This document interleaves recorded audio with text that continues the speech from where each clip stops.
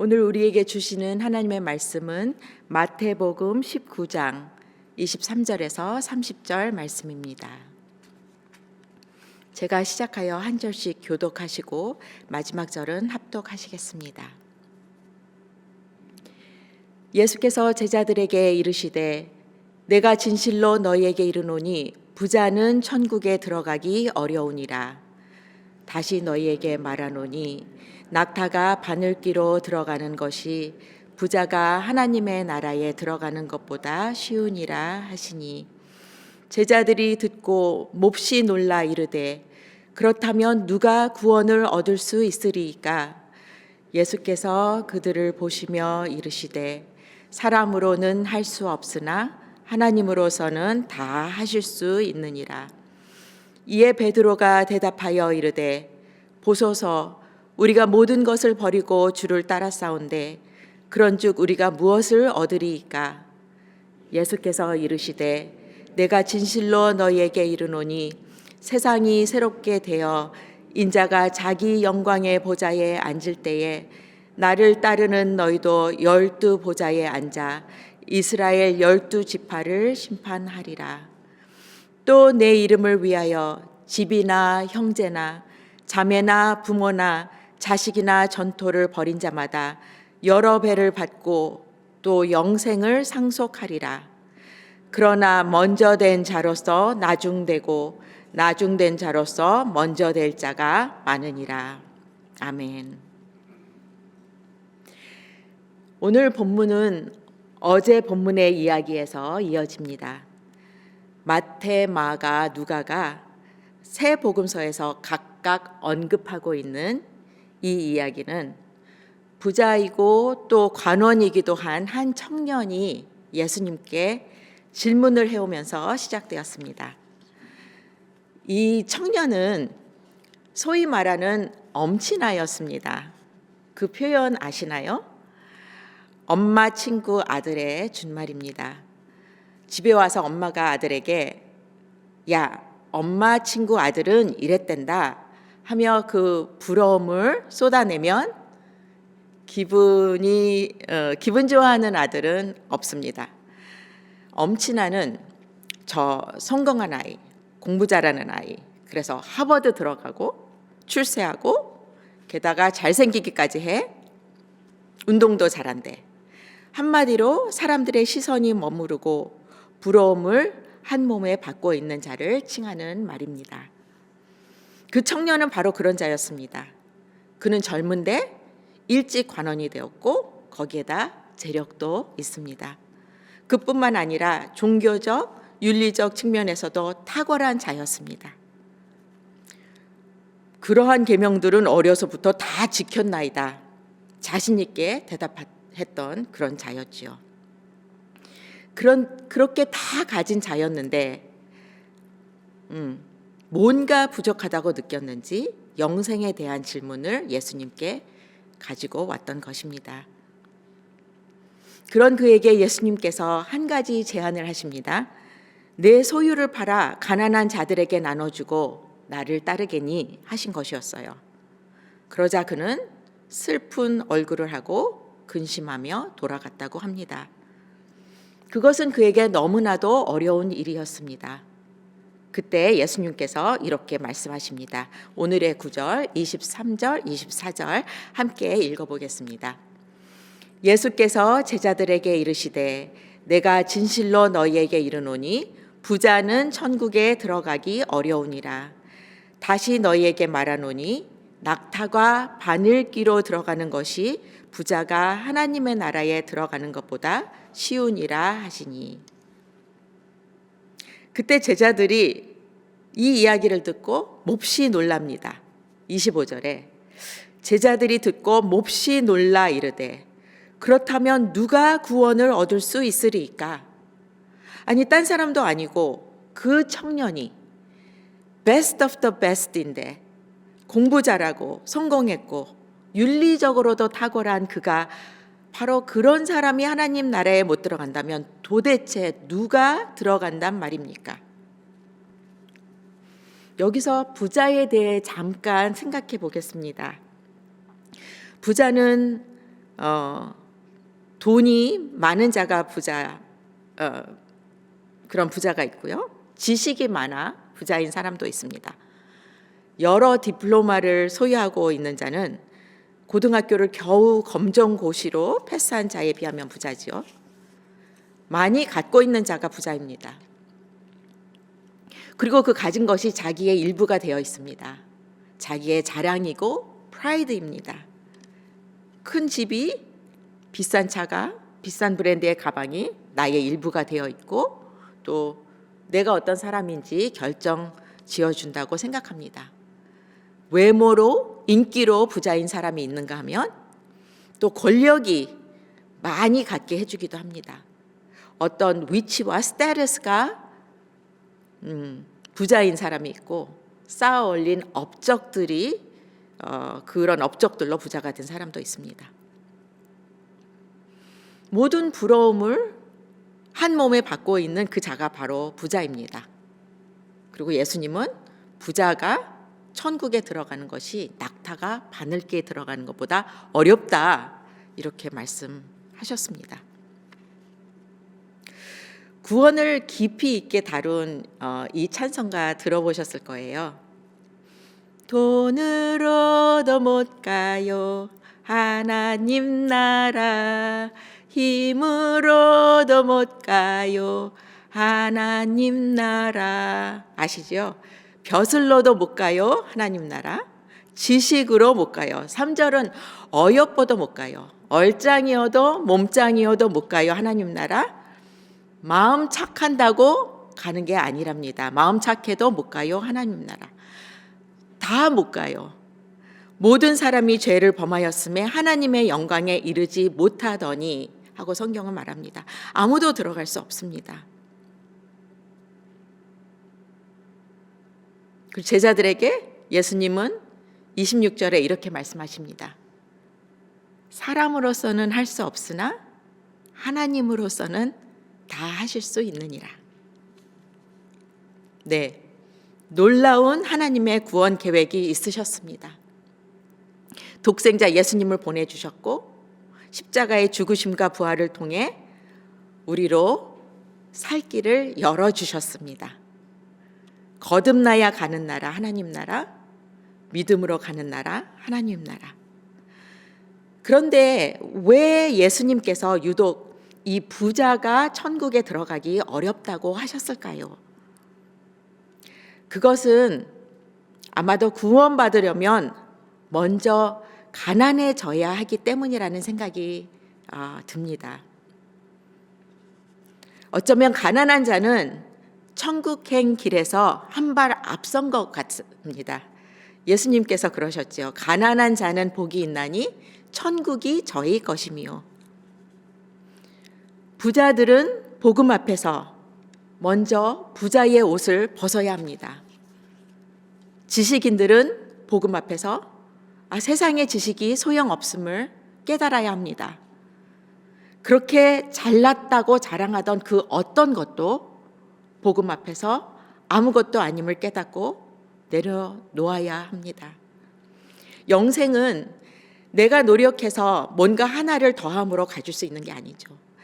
영생을 얻기 위해 내가 노력할 수 있는 것은 아무것도 없습니다. 그저 우리가 갖고 있던 것, 나를 치장하던 그 모든 것을 하나씩 벗어 던지며 결국 벌거벗고 아무 소망 없는 거지가 된 자기 모습을 깨닫고 그 모습을 직시한 후에 결국 손을 내밀게 됩니다. 그러면 하나님께서 그 빈손에 그 복음을, 생명을 안겨주십니다. 이 새로운 선물로 그 놀라운 구원을, 영생을 저와 여러분께 건네주셨고, 가난함 가운데 우리는 그 보물을 받고 기뻐했습니다. 복음은 그렇게 받는 것입니다. 가장 값비싼 진주를 얻는 것처럼 나의 다른 것들은 그에 비해 하나도 중요하지 않습니다. 내려놓아도 전혀 아깝지 않습니다. 그래서 은혜 받은 바나바는 자기 밭을 팔아 사도들 앞에 가져왔고, 엘리자베트 셰핑 서서평 선교사님은 가난하게 이 세상을 떠날 수 있었습니다. 20세기 초 32살에 한국에 와서 굶주리고 가난한 자들에게 나눠주는 삶을 살다가 54살에 하나님의 부르심을 받았는데요. 그가 떠난 자리에는 담요 반장, 지갑 안에 27전, 부엌에 강냉이 가루 2홉, 이게 전부였고, 자기 시신마저 세브란스 의대의 연구용으로 기증했다고 합니다. 그녀의 장례는 열흘 동안 치러졌는데 장례식장은 그야말로 눈물바다였다고 해요. 많은 거린과 나 환자들이 뒤따르며 어머니라고 통곡했다고 합니다. 우리의 인생 가운데 내가 추구하는 바가 여럿이 있고 그 위에 하나 더 얹어서 그래 교회도 좀 다녀보지, 영생은 이런 식으로 얻어지는 것이 아니죠. 삶의 방향이 바뀌는 겁니다. 삶의 중심이 달라지는 것이고 주인이 달라지는 것이고 우리의 파라다임이 완전히 바뀌는 것입니다. 다시 본문으로 돌아와서 가만히 듣고 있던 베드로가 문득 어떤 생각이 나서 질문을 합니다. 27절, 28절 함께 읽겠습니다. 이에 베드로가 대답하여 이르되 보소서, 우리가 모든 것을 버리고 주를 따라싸운데 그런즉 우리가 무엇을 얻으리이까? 예수께서 이르시되 내가 진실로 너희에게 이르노니 세상이 새롭게 되어 인자가 자기 영광의 보좌에 앉을 때에 나를 따르는 너희도 12 보좌에 앉아 이스라엘 12 지파를 심판하리라. 예수님이 첫 번째 오실 때는 고난받는 종으로 오셨으나 두 번째로 오실 때는 심판주로 오십니다. 그때 제자들은 12 보좌에 앉아 인자가 행하는 심판에 참여할 것입니다. 그리고 예수님의 길을 따르는 자에게 하나님은 미래의 유업을 약속하십니다. 29절 함께 보시겠습니다. 또 내 이름을 위하여 집이나 형제나 자매나 부모나 자식이나 전토를 벌인 자마다 여러 배를 받고 또 영생을 상속하리라. 부모를 또 자식을 버리라? 이게 무엇을 뜻하는 것이죠? 사랑하지 말라는 뜻인가요? 그것은 아니지요. 우리는 사람들에 대해서도 앞서 말한 부자와 같은 마인셋을 갖는 것을 볼 수 있습니다. 우리는 가족들을 나의 확장된 자아로 여기고 또 자랑하고 또 움켜쥐곤 합니다. 내 아버지가 뭐 하는 분이고 어머니가 무엇을 가졌고 형제나 내 자식이 어떻게 성공했고 그러면서 나와 내 이름과 연결시킵니다. 그래서 내 자식이 성공하는 게 중요하고 자식에게 그래 이건 해라, 아 저건 안 된다 말하는 것을 봅니다. 내 이름을 위하여 자식이나 전토를 벌인 자마다, 그 눈에 넣어도 아프지 않은 그 아들, 그 딸을 버린다는 것은 그가 하나님의 소유임을 인정하고 움켜쥐었던 손을 펴서 내어드리는 게 아닐까요? 가족이라도 각자 하나님 앞에 서야 합니다.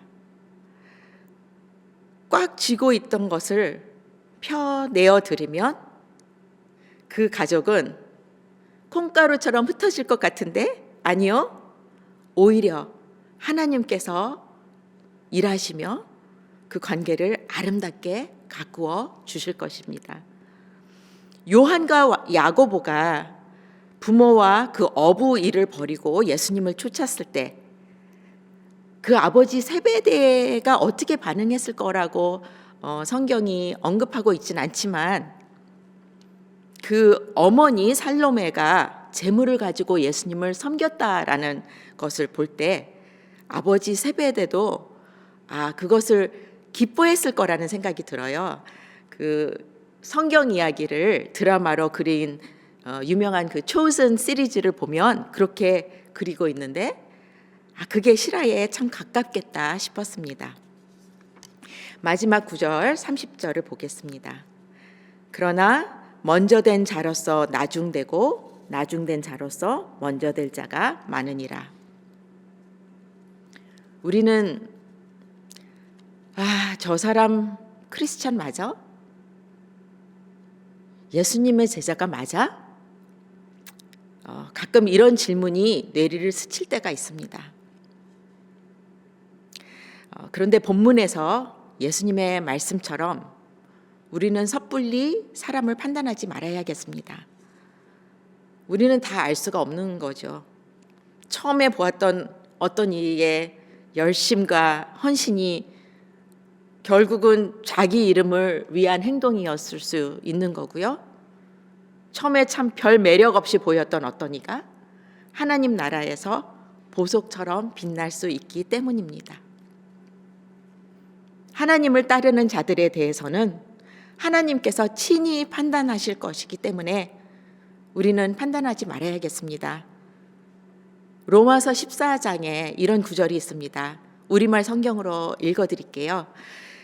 여러분이 누구기에 남의 종을 판단합니까? 그에 서고 넘어지는 것이 자기 주인에 달려 있습니다. 주께서 그를 세우실 수 있으니 그가 세움을 받을 것입니다. 말씀을 정리합니다. 가진 것이 많은 부자가 하나님 나라에 들어가기 어렵다고 하십니다.